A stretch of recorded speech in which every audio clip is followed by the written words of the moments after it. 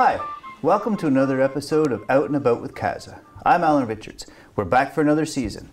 Today, I'm really excited to tell you about a new project that's happening at Kaza, and to help us learn more, I have a very special guest with me. Shanon Day is here from Kaza to tell us more about it. Welcome, Hi. Shanon. Hi. Before we get into the project, you've been at Kaza for a while. 7 years. 7 years you've been working Yes. there. And before that, you were away at school, or? Yeah, I was in Montreal. I was at Concordia University doing my specialization in human relations. And then I got a call from the previous ED, Kathy Brown, and she kind of offered me an opportunity to work back in the community, to work home again, and I packed my bags and my 2 dogs and drove home. And you came home. Well, Yeah. that's awesome. Yeah. And since you've been at Kaza, you've worn a few hats. Yep. What are some of the projects you've been working on? I started on regional coordinator for Bright Beginnings, the program for 0 to 8 early childhood, and helped build the program, helped form partnerships, and I'm really proud of the work I've done there. And now they have Kayla on there, who's doing an amazing job. And then after that, we had Bonfire Media. I jumped on that to help launch it. And that kind of transitioned me into communications, which I did for 2 years, I think. Yeah, Something like that. Fast, Yeah, it goes fast. Yeah. So that's nice. You've been able to use your skills in a few different areas. Yeah, And now definitely. there's a brand new project called Roots of Resilience, I believe it's Yes. called. And that's for young people in mental health. Tell us a little bit more about it. Yes, so this just got handed to me 2 weeks ago. Yeah, brand new. I'm really excited about it. It was a natural leeway for me to head into this type of role. So it's focusing on youth mental health, age 10 to 35. And it's all about connecting youth to resources, making them accessible, also hosting interactive workshops in the school and in the community, connecting them with the pros, the health professionals in our area. And the part that I'm most excited about is the digital storytelling part of things, where we actually, the youth that are interested, and we hope to find youth ambassadors that are interested in sharing their stories and speaking up about mental health. So we're hoping to do like an online social media campaign where we hand them the mic and give them a safe space to share their experiences and normalize conversations around mental health. Right, because we know it, especially since COVID, there's been a lot of struggles, a lot of challenges around mental health. Oh, yeah. And we know that people, especially in the English-speaking community, aren't really accessing all the services and resources that are out there. So you said 12 to 30? 10 to 35, 10 to which is 35. a large, Yeah, that's, I know. that's big youth, is. but that's good. There's lots of people, and it's for the MRCs of Avignon, Bonaventure, and Rushy-Percy, am I Yeah, correct? the whole, pretty much the south tip before Gaspé. That's Okay. how we call it, right? Yeah, I Yeah. guess it would be the Bay. The Bay, area. the south of the Bay, yeah. And you're the outreach worker, so tell me about some of the things you're going to be working on. So for example, I've reached out to the schools and I've kind of gathered their feedback on what they see as mental health struggles. I sit on certain tables to see what resources exist out there, get sent really good information by the pros on what kids are struggling with, and then we're going to try to adapt those workshops around that existing information, and maybe hire professionals to come in and speak to the kids. We're hoping not to make it, we want to adapt it to how kids are today. We're not going to put it heavy. It's going to be fun and interactive, but with a meaningful mental health undertone that they can take away. So I love that. does that answer the question? Yeah, it does. And I love that it's really based on the reality of the people that Yeah. you're working with. And Yeah. we're saying kids, we're up to 35. Yeah. That's Yeah. old kids Yeah. and young kids. Me. And you. But yeah, so really figuring out what are the needs right now. So Yep. what are people having challenges Yep. with, and working with partners. And that's, I think, what I've always loved about Kaza is that we're not alone in this. There's a lot of resources and partners that are out there. And so we work with them. And so I guess you're talking to the schools? Yep. I've had conversations with the schools already, the school social workers, and lots of partners around the mental health tables who have been so eager to lend a hand and offer information and willing to partner up. It's been a pleasure to start and seeing how much people want to help in this area, because youth is it's an area that's really important. There's some pretty alarming stats about them nowadays. I can't tell it to you right now, off the top of my head. Only 2 weeks into the project. But huh?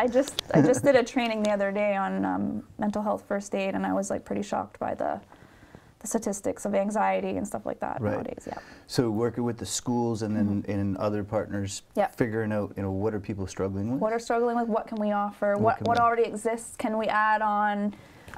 Can we use Casa Studio to create a podcast for youth around mental health where they can come in and have a great time, maybe play some music, share their experiences? I don't know what it looks like yet. Yeah. I'm trying to figure it out. And that's kind of cool that you get to build it from the ground up based on what the actual needs are and what the resources are. Yeah, I can totally see like us figuring out that, you know, a certain information is needed or a resource is needed that we can go and find and then bring in and organize activities and whatnot around that. We know there's a lot of stigma around mental health. It's not something that people are comfortable talking about openly. And so I think the digital storytelling is to get to that. So tell me about that initiative. Yeah, so that, like I said, it's recruiting youth ambassadors who are willing to, in some way, shape, or form, I don't know yet, because I still have to meet them and talk to them, right, on what they would be willing to share. So, because when it's coming from the youth, it's more powerful than us Casa workers going on there and saying like it's normal to talk about mental health when a youth is sharing their experiences. Yeah, it's normal. I might, but it's normal, and like it would be more powerful to have their voices and their perspective. We're not them. We're not living their reality. So, I think that's the powerful point of it, is having youth share their stories and show other youth, okay, this is totally normal. It's okay. Right. You know, like here's the microphone. This is your reality. Like. So they're actually the digital piece. Is it going to be like through videos or through? It could be podcasts. Okay, so that's still it's still developed. Yeah. So there's been some talk that some schools were interested in podcasting, and there's been some talk that there's like a new digital media course coming out of school. So I can't say it's going to be one size fits all. That's right. It could be a TikTok video. Could be I don't know yet, but there's going to be some way to share their voices that works for them. Wow, it's pretty cool. Yeah. And I guess that's what it is. So by seeing or hearing other people's stories, and it makes them feel more comfortable to share their own and to reach out. Creating a safe space to feel comfortable to share your story. Yeah. Nice. And hopefully, I guess then, if I'm drawing the line, if we start to break down the stigma, we make people aware that there's help, that people start to reach out, and then the job becomes to point and to help, to accompany people. Point them to the right direction. Exactly. Just be a bridge to the more experts. Right, right. And I guess it's really cool that you get to build it, because you don't know what it looks like I don't know what it looks like. I have an idea. I know what I want it to be, but I can't decide that. I have to see, like, I have to meet people first. For sure. Yeah. And we know there's so many other resources at Casa that can help to come to bear too, if it's around finding jobs or what are some of the other things, I guess? There's CELI, there's employability, there's the employability you know, like pieces. There's the actual youth mental health initiatives that we have that help to provide workshops and presentations. So 12 to 35, let's 10 say. to 35. 10 to 35, I'm going to get it when Oh, no, it's fine. So if I'm a person at home and I'm watching this on the television, or I have somebody in my family that we think might be interested, what do we do? Like, how do I get involved? You can simply reach out to me. Like you can just call the Casa office. You can find the number on Google. Yeah, I'm not going to say it now because then they got to like try to pause it and then. yeah, that's right. Write it down. On Google, and my extension's 115. And as soon as I know what we're doing, I can let you know what's coming up. Because I have 12 sessions to do this year, whether it be in community centers around the region or in schools. So there will be stuff happening. So yeah, I think it's just a matter of getting in touch with me. Cool. Yeah. And you mentioned that this year, so it's something I glazed over. This is more than 1 year. Yeah, it's a 2-year project. It's a 2-year project starting 2 weeks ago. Starting 2 weeks ago. So, and ending, I guess it would be March 31st, 2027. 2027. Yeah. So that's good. The first little while, you'll get the lay of the land, meet the partners, find out what the needs are, and then we can see the activities will start to come. This year, you have 12 to do before March 2026? So there's going to be some coming real soon? Oh yeah, that's it. I'm in the squirrel gathering the information phase. Right, and partners. Yeah, and partners. And I guess too, if there are any partners out there that are watching that might have services or resources, they should get a hold of you as well. Absolutely. If there's in their mandate to do something similar, like of course there's a conversation to be had. Yeah. cool. Roots of Resilience is the name of the project. Yep.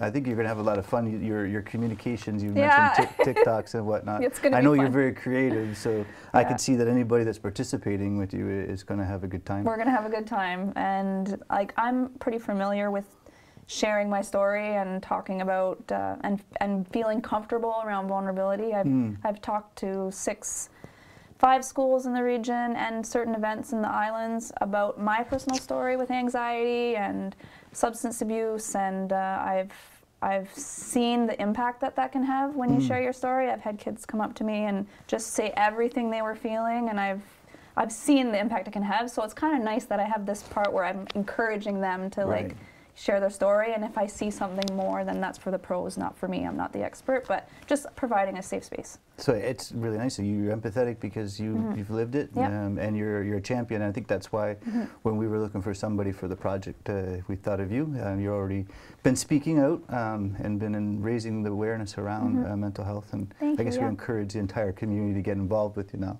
Thank you. So I just wanted to recap before we finish up.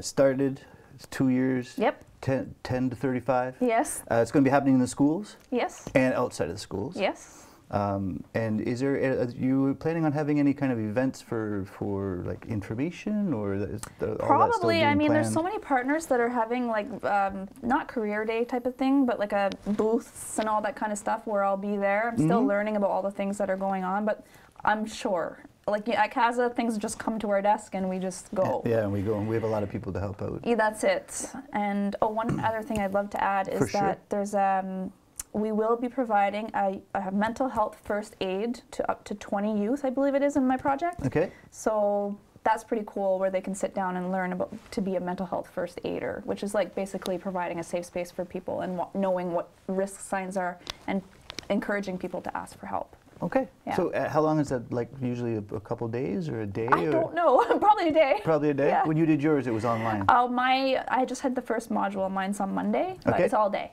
Yeah. It's all day. Yeah.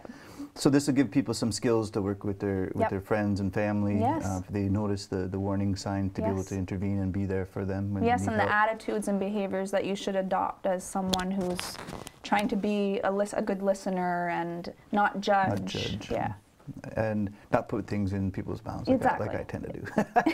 We all do. We all do. The ambassador part, I guess, was the other thing I Yep. really wanted to get. You're going to have young people who are going to be speaking to young people. Yes. And how are you going to recruit those? Is there an open call? Through the schools, when we do the interactive workshops. Like I've gotten some feedback from people about some people that might be a good fit and who might feel more comfortable to do that kind of thing, because it does take some courage, like to be an ambassador and to tell things that you've struggled with. So it's going to be probably through the schools, and also like in the community, maybe like some social media campaigns. Are you interested? Like, this is what's in it for you. This is what's involved.